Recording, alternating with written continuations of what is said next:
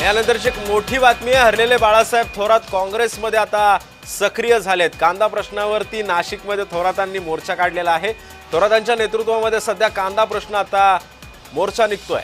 गेल्या काही दिवसांनी आता नाफेड या कांदा उत्पन्न बाजार समितीमध्ये कांदा खरेदीवर वेगवेगळे आरोप होत आहेत।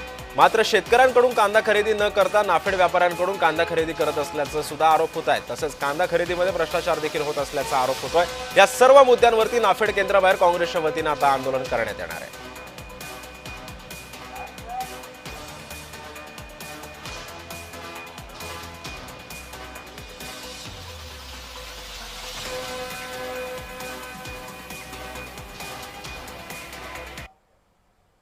या संदर्भामध्ये अधिक माहिती देण्यासाठी आमचे प्रतिनिधी किरण गोटूर सध्या आपल्या सोबत आहे। किरण, कांद्याचा प्रश्न अजूनही महाराष्ट्रामधून सुटत नाहीये। कायम निर्यातीवरती असेल आणि अनेक कांदा उत्पादक शेतकऱ्यांना काहीसा दिलासा मिळत नाहीये। हे नेमकं का होतंय आणि आज काँग्रेसला सुद्धा या आंदोलनाची हाक दिलेली आहे? सिद्धेश, कांदा प्रश्न गेल्या अनेक वर्षांपासून महाराष्ट्रामध्ये गंभीर होत चाललेला आहे।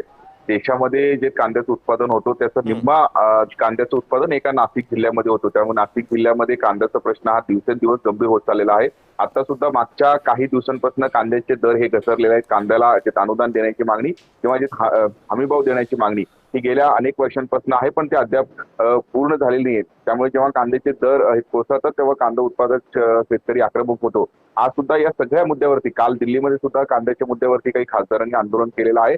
आज नाशिकमध्ये काँग्रेसच्या वतीने नाफेड केंद्राबाहेर प्रामुख्याने आंदोलन केलं जाणार आहे। काँग्रेसचे नेते माजी मंत्री बाळासाहेब थोरात यांच्या या नेतृत्वाखाली हे संपूर्णपणे आंदोलन नाशिकमध्ये करण्यात येणार आहे। नाफेडकडनं गेल्या काही दिवसांपासून ज्या पद्धतीने कांदा खरेदी करण्यात येतो, पण किरण, या संदर्भामध्ये जे आरोप होत आहेत ते नेमके आरोप काय आहेत? कोणावरती हे आरोप होत आहेत?